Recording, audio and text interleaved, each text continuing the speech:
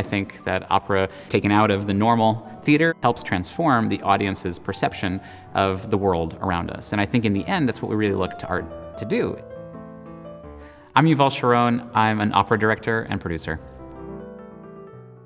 I think opera as an emerging art form has a lot of potential, but I think it takes a certain amount of changing the perception of what opera is, why it matters, why it's important, and how it can speak to today. What I've been interested in with the projects that I've been doing with the industry, my own company here in Los Angeles, is trying to bring opera directly into the fabric of everyday life.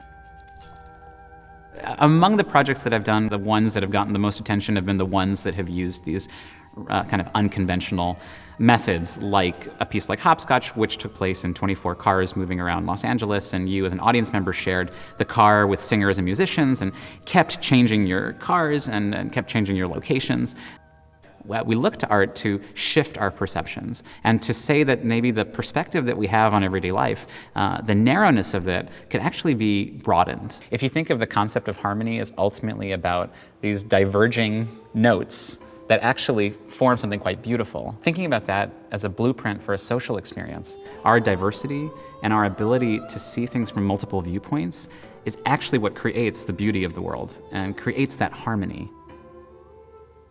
Invisible Cities was a piece that took place in a public space, in a train station, with the opera as kind of a layer, kind of a trace among everyday life. And it didn't disturb the everyday life of the train station at all. Everyone stayed connected to the opera via wireless headphones. And so the singers were on mics and moved through the space, and you either saw the singers or you didn't as an audience member. It was an investigation really in reality, and just thinking about what level of reality is fabricated, that idea of what's staged and what's real, and not knowing the difference sometimes, being able to erase that boundary.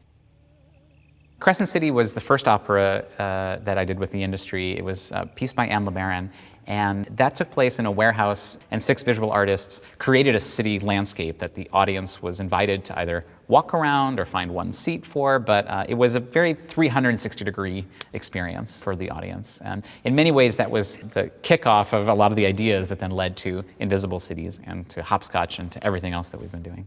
We're currently workshopping a version of Bertolt Brecht's play Galileo, which is something I've wanted to do for a long time. And the themes of the play really are about truth finding its way into the world despite an authority that wants to keep it contained. And the spirit of the play for me is that truth is this wild fire that can barely be contained and spreads.